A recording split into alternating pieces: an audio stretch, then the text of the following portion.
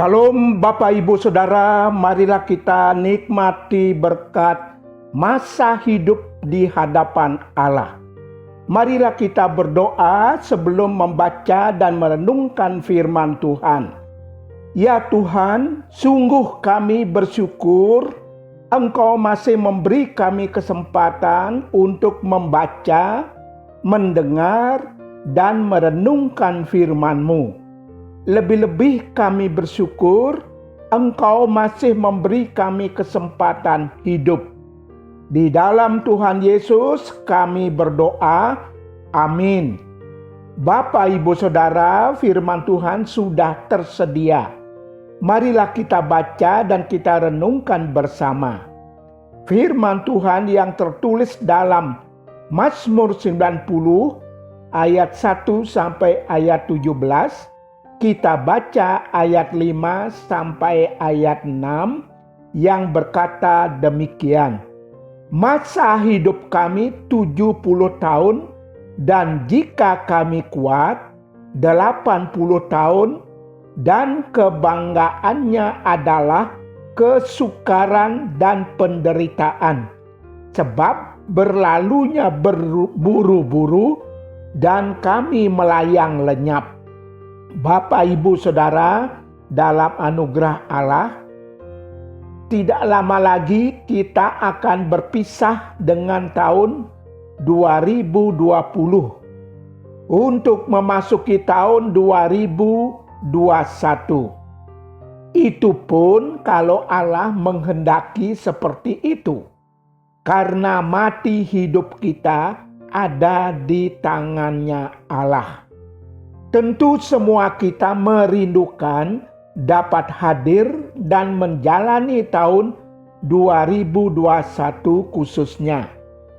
Namun di atas kerinduan kita itu, marilah berserah diri sepenuhnya kepada kedaulatan Allah, Sang Pencipta diri kita.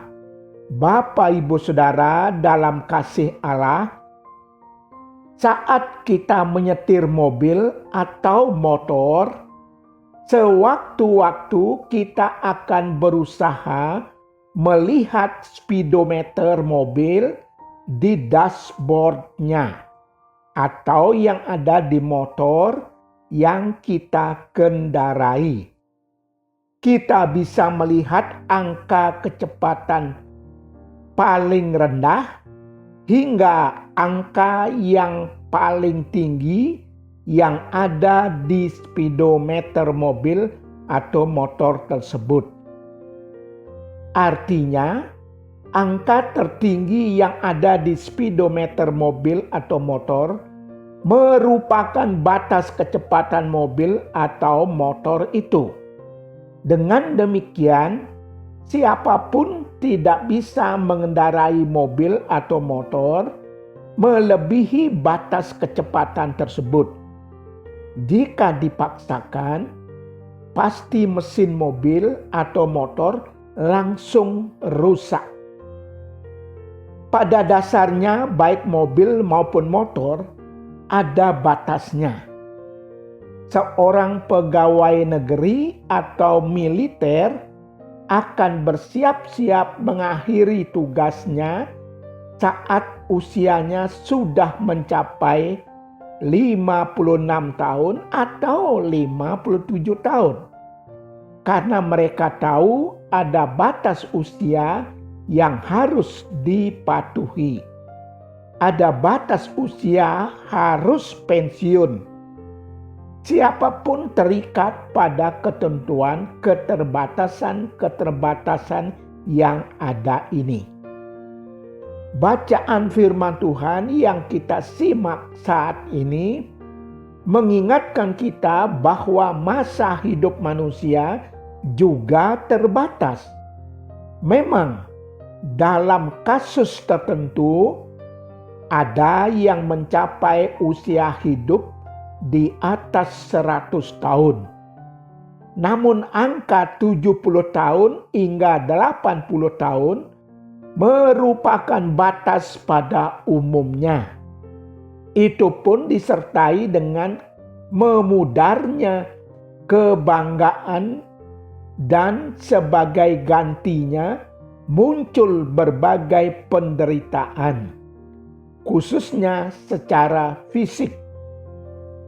Dalam nada guyon dikatakan, orang makin tua ditandai dengan lambang barang berharga. Ada ring di jantungnya, ada emas di giginya. Jika sudah mencapai dan datang batasnya, maka siap-siap menghadapi berbagai kesesakan, masalah, pergumulan hidup. Setinggi apapun jabatan seseorang di bidang keagamaan, di bidang bisnis, di bidang pemerintahan, senang atau tidak senang, rela atau tidak rela, mau atau tidak mau, ia harus menerima kenyataan bahwa segala sesuatu ada waktunya. Untuk hal ini, Sulaiman meyakini dan mengajak kita merenungkannya bahwa untuk segala sesuatu ada masanya. Untuk apapun di bawah langit ada waktunya. Pengkhotbah 3 ayat 1. Manusia, kita harus memasuki titik batas yang diatur, yang dirancangkan oleh Allah, yang harus kita hadapi. Lalu ada pertanyaan penting yang perlu kita hayati dan jawab. Apakah yang kita bisa lakukan di era keterbatasan kita itu? Khususnya menyangkut masa depan di dunia kekekalan, di dunia keselamatan diri kita.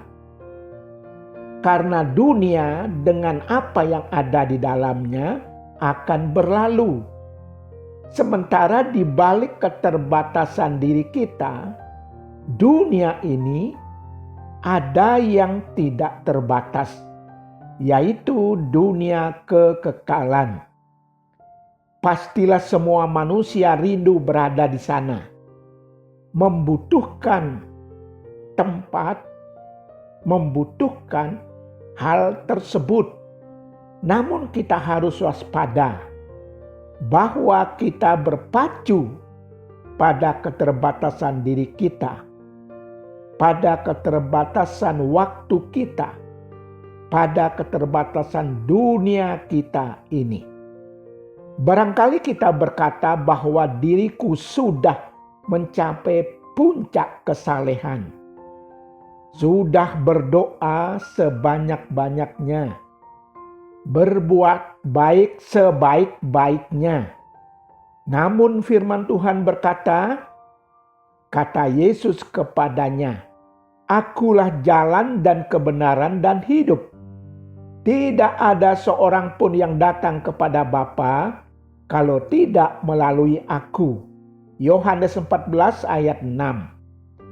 Sayang, tidak ada satupun manusia mampu berada di mana Allah berada. Satu-satunya jalan adalah di dalam Yesus Kristus Tuhan. Raihlah keselamatan di dalam Dia. Lalu bagaimana ya? Bapak, Ibu, Saudara dalam kasih Allah, barangkali kita sudah tahu bahwa ada suatu fenomena alam bernama pasir hisap. Jika seseorang terperosok ke pasir hisap itu, lalu berjuang mau keluar, justru pasir hisap itu akan makin menyedot dirinya. Jadi gerakan yang dibuat malah makin membahayakannya. Lalu bagaimana agar bisa keluar dari pasir hisap dan lolos dari tenggelam yang mendatangkan maut itu? Satu-satunya jalan, ada orang yang mengulurkan tangan atau tongkat, sekaligus orang tersebut harus dipercaya pada bantuannya itu. Jika orang yang terperosok pasir hisap itu percaya dan menangkap tangan atau tongkat yang terulur itu, pasti ia akan luput dari tenggelam, bahkan dari kematian.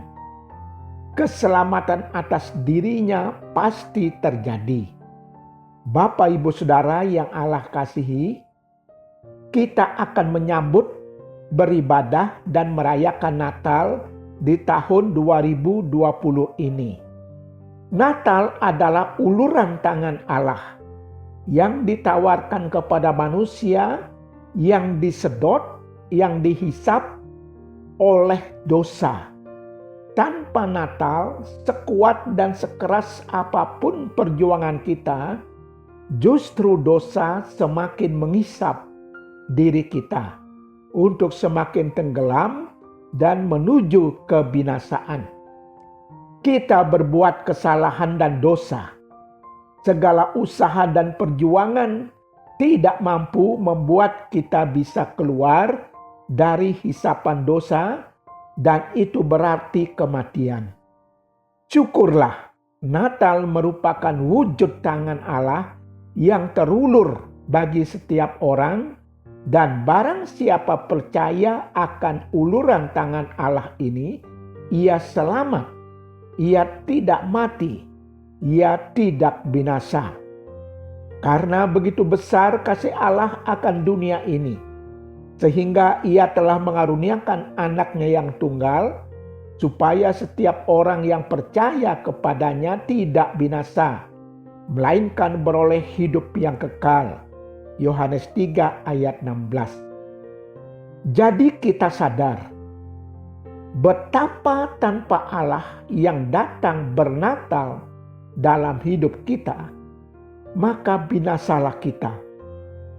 Kita tidak bisa melewati batas kemampuan kita tanpa Natal dari Allah yang mampu menyelamatkan diri kita. Kita bersyukur dan bersukacita di Minggu Advent ini bahwa Allah mengisi kebutuhan utama diri kita, yakni keselamatan. Karena Allah tahu bahwa diri kita serba terbatas untuk keselamatan diri kita. Kiranya Tuhan menolong kita mengisi waktu kita yang serba terbatas, keadaan kita terbatas, untuk menyambut, untuk menantikan, untuk menerima keselamatan dari Allah di dalam Tuhan Yesus untuk diri kita. Tuhan memberkati. Amin. Marilah kita berdoa. Ya Tuhan, di tengah-tengah keterbatasan yang ada untuk meraih keselamatan diri kami bersyukur Engkau datang untuk mengambil alih dan menghadirkan Yesus, bayi yang menyelamatkan diri kami. Kami naikkan doa ini di dalam nama Tuhan Yesus. Amin.